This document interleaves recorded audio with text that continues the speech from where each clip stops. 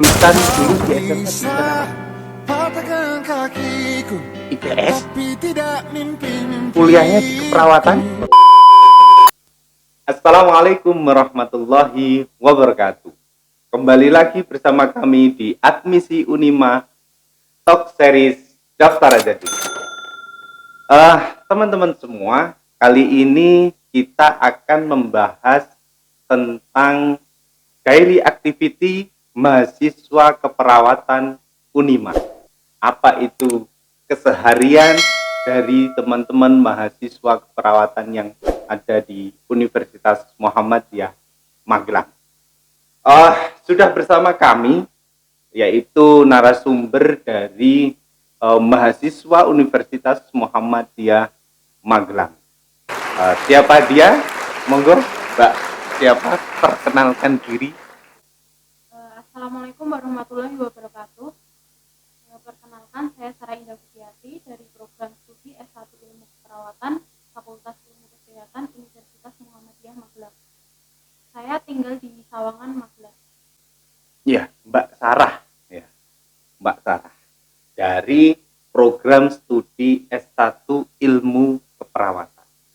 Sebelum kita membahas tentang keseharian dari mahasiswa keperawatan atau daily activity dari mahasiswa keperawatan Universitas Muhammadiyah Magelang, Mbak Sarah itu sekarang semester berapa? Saya semester 8. Semester, bentar lagi lulus berarti. Ya, mudah-mudahan mudah-mudahan dilancarkan untuk mengerjakan skripsinya, dan setelah lulus nanti bisa langsung untuk bisa mendapatkan pekerjaan.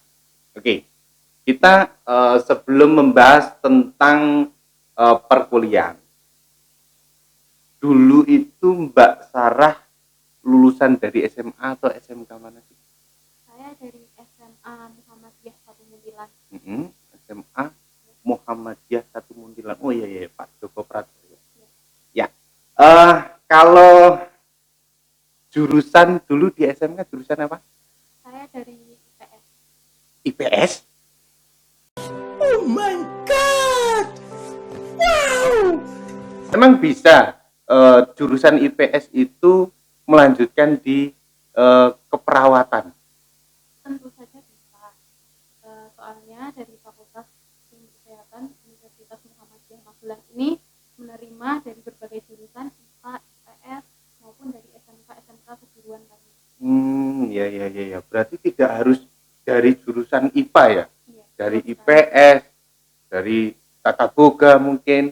Yang penting lulus dalam tes untuk masuk di program studi yang ada di Fakultas Ilmu Kesehatan. Oke, menarik ini Mbak Sarah dari IPS tapi malah memilih untuk kuliah di jurusan keperawatan. Ini apa? Terus kenapa Mbak Sarah memilih keperawatan? Kenapa nggak akuntansi, manajemen, atau dari ekonomi? Kenapa harus keperawatan? Emang apa sih nggak boleh? Sombong amat. Iya, memang seharusnya saya dari PS itu yang dipelajari kan ada ekonomi, sosiologi gitu. Harusnya kan saya mengambil di jurusan harusnya saya kan mengambil di jurusan yang sesuai gitu. Iya, Ekonomi, linier ya. Sedangkan yang harusnya di perawatan itu yang dari IPA karena sudah mempelajari anatomi, fisiologi dan sebagainya. Sebelumnya saya juga sudah mendaftar di perguruan tinggi lain mengambil ekonomi dan sudah dinyatakan diterima. Iya. Tetapi orang tua kurang setuju dengan itu. Soalnya kan kalau di luar kota itu ada banyak yang dipertimbangkan seperti biaya, terutama biaya kos, transportasi, makan, dan biaya kuliah. Tentu itu sangat membebani gitu. Oh iya. Memang dulunya itu mendaftar di kota mana sih kok kayaknya? Di Jogja. Oh, di Jogja ya. Kalau di Jogja nggak mungkin ya laju ya. Iya. Pasti capek, harus kos ya. Berarti teman-teman semua kalau memang istilahnya kuliah di luar kota itu memang harus banyak dipertimbangkan terkait dengan harus membayar biaya kos, terus juga harus biaya hidup sehari, makan dan lain sebagainya selama 3 kali sehari, terus ada juga transportasi dan biaya kuliah. Perbedaannya banyak. Kalau misalnya kuliahnya di domisili, misalnya orang Magelang kuliahnya di Magelang, itu ya hanya bayar kuliah dan transportasi sedikit aja ya. Iya. Nah, kalau biaya kos sudah di rumah, masa harus membayar orang tua, ya kan? Jadi makan juga sudah ikut orang tua, jadi nggak perlu membayar. Jadi ini sangat bagus sekali Mbak Sarah bahwa pilihan untuk kuliah di keperawatan Unima itu juga bisa menghemat biaya hidup dan biaya kos ya. Ya, oke. Mbak Sarah, ini menarik ini. Ada satu pertanyaan lagi terkait dengan apa sih yang dilakukan mahasiswa keperawatan Unima setiap harinya itu ngapain? Nah ini kan bahas tentang daily activity. Apa sih yang dilakukan dari teman-teman mahasiswa keperawatan? Jadi kita sebagai mahasiswa seperti pada umumnya kita ada perkuliahan di kelas gitu. Nanti kita ada materi. Setelah kita materi selesai, kita lanjut praktikum di laboratorium keperawatan. Oh gitu. iya. A few moments later. Oke, masuk ke pembahasan pada tema yaitu tentang daily activity mahasiswa keperawatan. Apa sih yang sehari-hari dilakukan oleh teman-teman keperawatan? Jadi kita seperti mahasiswa pada umumnya, kita belajar di kelas, belajar materi. Setelah materi selesai, kita lanjut di laboratorium keperawatan. Jadi untuk waktu perkuliahan dari hari Senin sampai Kamis itu kita di kelas.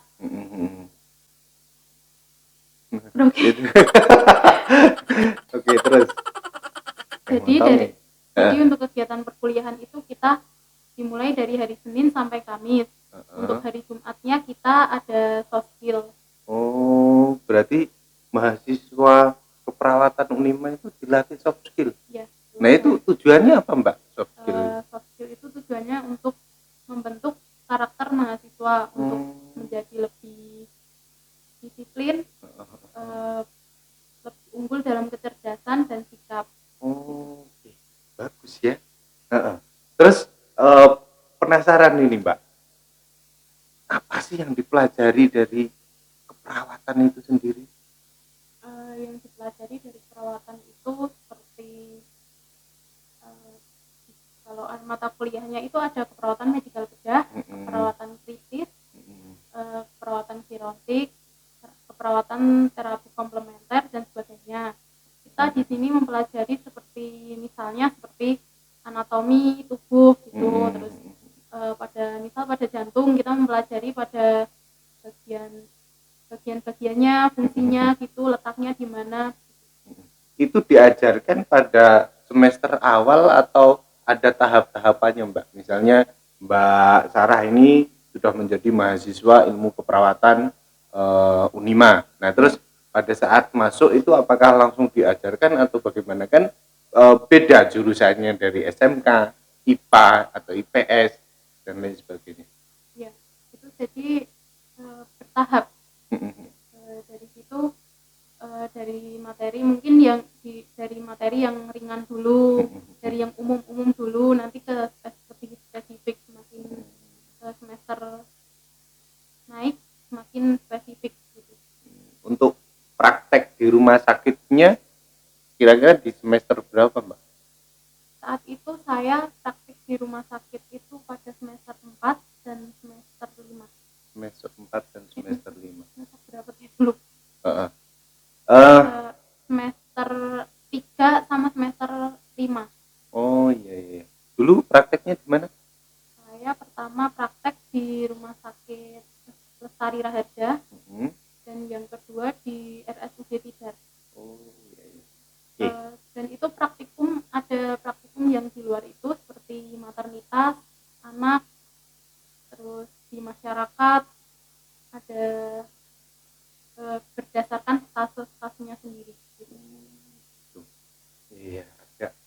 ya, ilmunya khusus, jadi tidak sama dengan saya dulu.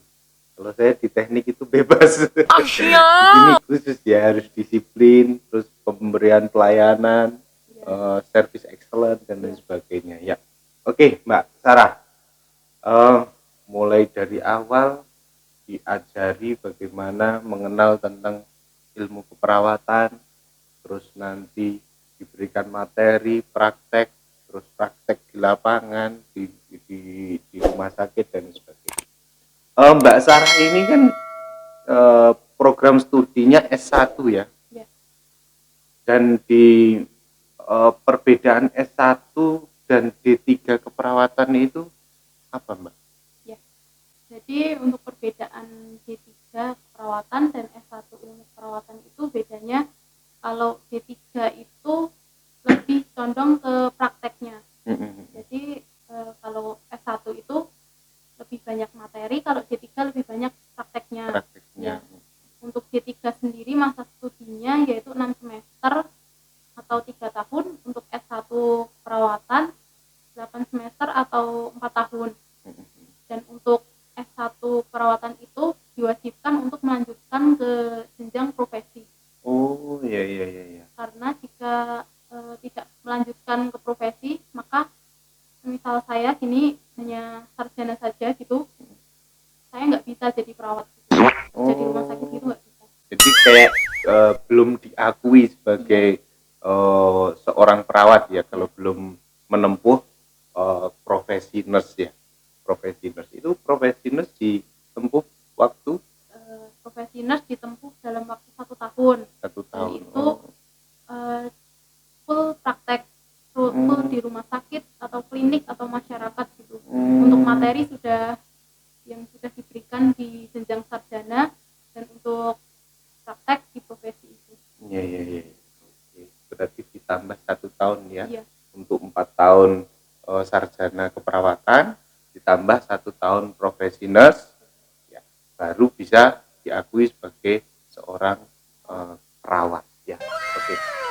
Kalau membahas tentang lulusan dari keperawatan itu, setelah lulus itu kebanyakan bekerja atau bagaimana sih, Mbak? Dari sebagian besar yang saya tahu, setelah lulus kebanyakan bekerja. Bisa bekerja di rumah sakit, di klinik, puskesmas, atau instansi kesehatan lainnya. Dan ada juga kakak kelas yang melanjutkan ke jenjang internasional gitu. Ada yang melanjutkan S2 di Thailand, ada yang langsung kerja di Jepang, dan sebagainya. Oh, ternyata keperawatan itu juga bekerjanya di Ya, tingkat di luar negeri ya. Iya. Di Jepang, di Thailand.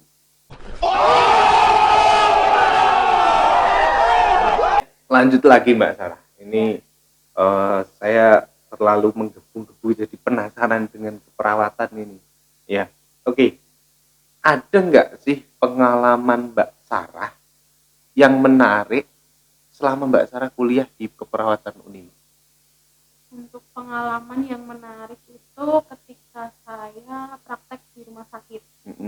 Waktu itu kan saya mbak senior gitu minta tolong itu transfusinya udahan diganti infus aja gitu. Saya masuk ke kamar pasien, ganti, minta izin ke pasien, saya ambil itu kantongnya. Ketika saya ambil, saya pegang, kan kayak kalau plastik gitu, kalau dipegang airnya naik gitu. Iya. Itu isinya darah kantongnya. Ketika saya pegang itu, darahnya keluar Dari kantongnya. Iya, semua baju saya sini darah semua gitu. Dan setelah itu pasien baru bilang, Mbak, itu tadi sempat rembes gitu. Waduh, kok baru ngasih tahu gitu. Saya takut kan, saya sebagai mahasiswa praktek takut nanti dimarahin atau gimana. Dan kebetulan itu kakak senior itu yang di kamar sebelah nanya gitu, kenapa Dek? Ini Mbak tadi katanya rembes, terus saya nggak tahu, terus ini tumpah gini. Oh ya udah, nggak apa-apa. Gitu. Berarti diajari juga bagaimana mencari solusi kalau ada permasalahan di praktek itu. Berarti termasuk diberikan pengalaman langsung ya, Mbak Sarah. Oke. Ada lagi Mbak yang menarik atau dari melihat pembelajaran teman-teman di kelas dan lain sebagainya, ada nggak yang lucu atau menarik gitu? Di kelas itu untuk praktikum itu di laboratorium banyak sih kejadian-kejadian yang lucu. Wah ini kejadian lucu ya juga karena basicnya berbeda ya. Kalau misalnya dari SMK kesehatan ya dia sudah hafal tentang hal-hal kesehatan. Tapi kalau dari IPS terus dari tata boga, misalnya tata rias dan lain Iya. sebagainya itu kan pengalaman baru. Bisa diceritakan apa sih yang lucu dan menarik? Waktu itu pengalaman teman saya. Mm-mm. Waktu praktikum itu kan ada praktek NGT itu memberi makan pasien melalui selang. Oh iya iya iya, ini yang Setelah nggak saya paham ini. setelah setelah praktikum itu kan kita harus selang itu harus diklaim agar udara tidak masuk gitu. Heeh. Teman saya itu kan hampir mirip dari klaim sama gunting itu hampir mirip. Oh iya yang itu Iya. ya bentuknya. Iya, bentuknya Iya, gunting iya. itu. Mm-mm. Teman saya ngambilnya gunting gitu, terus diklaim itu selangnya Diputus putus, ya, iya. bukan diklaim malah Iya, setelah diklaim dipotong tapi malah gitu. potong gitu. Ya Cuk, itu kalau misalnya terjadi, ini kan baru praktek. Kalau terjadi secara nyata itu resikonya apa Mbak? Mungkin nama baik rumah sakit juga. Ya karena Bisa. kayak malah praktek dan lain Iya. sebagainya ya. Oh iya iya iya. Oke, menarik juga ya. Nih misalnya kalau Fikes Fakultas Ilmu Kesehatan itu kan mahasiswanya berseragam. Iya. Nah, kalau seragam dari Fakultas Ilmu Kesehatan Unima itu misalnya Senin, Selasa pakai ini, apa itu ada khususnya nggak? Iya, untuk hari Senin kita memakai seragam putih-putih dan Selasa Putih-putih. ya. Untuk Rabu Kamis kita pakai baju atasan putih, bawahnya kuning untuk satu perawatan. Dan untuk Jumat karena tidak ada perkuliahan dan hanya soft skill kita dibebaskan memakai baju bebas gitu. Oh, Tapi dengan berarti syarat sopan dan rapi. iya iya iya. Oke, berarti ada baju bebasnya ya Ada. kalau ya. Oke, itu seragam dari Fakultas Ilmu Kesehatan. Jadi putih-putih, terus atasan putih dan bawahan kuning, ada yang bawahan merah. Merah Merah. Bawahannya kuning. Yang atasannya farmasi itu farmasi itu kalau nggak salah yang S1 itu ungu. ungu ya. Bawahnya ungu, Oh ya. iya, bukan merah. Oke. Mbak Sarah ini selama kuliah kan sudah semester 8. Ada pengalaman mengikuti organisasi apa di Fakultas Ilmu Kesehatan? Untuk pengalaman organisasi, saya dulu awal masuk itu sempat mengikuti BEM. Badan Eksekutif Untuk Mahasiswa. awal-awal saja karena saya mungkin kurang bisa untuk membagi waktu gitu. Jadi hanya itu saja. Tapi di Fakultas Ilmu Kesehatan itu ada banyak sekali organisasi-organisasi seperti HIMAKEP, yaitu Himpunan Mahasiswa Keperawatan, HIMAFA, Himpunan Mahasiswa Farmasi, ada BEM itu sendiri, terus IRT, Emergency Rescue Team. Tuh untuk penanganan gawat daruratan dan kebencanaan. Terus ada DPM, Dewan Perwakilan Mahasiswa, ada IMM dan sebagainya. Oh, banyak sekali ya. Ini yang menarik tadi IRT itu, Ya. yang ada tim penanggulangan kebencanaan. Jadi kalau misalnya ada bencana di sekitar Magelang, Magelang ya, karena memang rawan Gunung Merapi dan lain sebagainya, itu langsung terjun langsung ya. Iya. Selain kuliah juga sosialnya tinggi juga Iya. ini teman-teman dari keperawatannya. Oke, kalau jurusan yang ada di Fikes terakhir ini, jurusan yang ada di Fikes itu apa aja? Jurusan di Fikes itu pada Fakultas Ilmu Kesehatan itu ada 5 program studi. Untuk yang pertama yaitu S1 Ilmu Keperawatan, D3 Keperawatan, S1 Farmasi, Ya. D3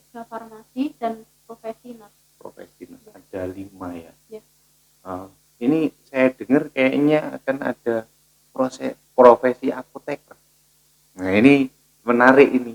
Jadi teman-teman semua pecinta channel Admisi Unima, jadi selain dari profesi nurse, ini baru diajukan untuk profesi apoteker. Nah, mudah-mudahan disetujui supaya nanti teman-teman yang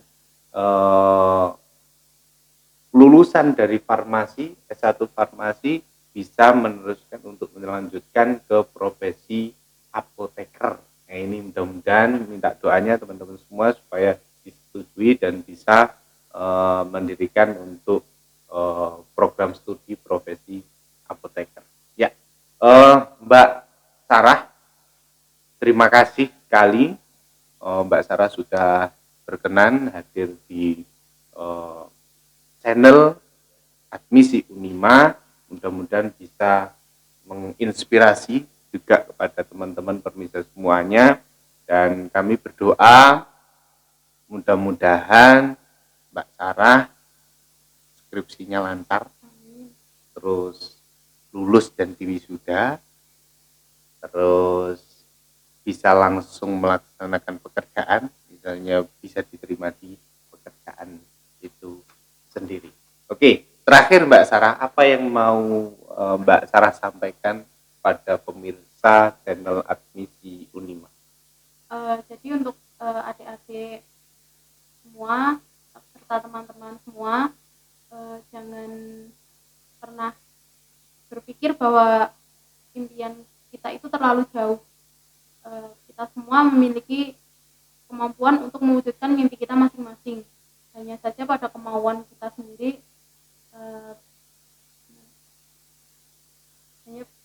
tergantung kemauan kita sendiri gitu. Ya, oke, Mbak Sarah, untuk terakhir kali, apa yang harus disampaikan kepada pemirsa channel Admisi Uni?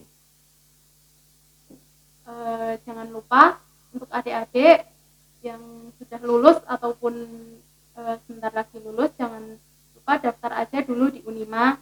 Untuk pendaftaran gelombang 2 dimulai pada 17 April sampai 16 Juli. Untuk gelombang 3 17 Juli sampai 25 Agustus. Pendaftaran online melalui pmb.unima.asp.ac.id. Oke, sudah?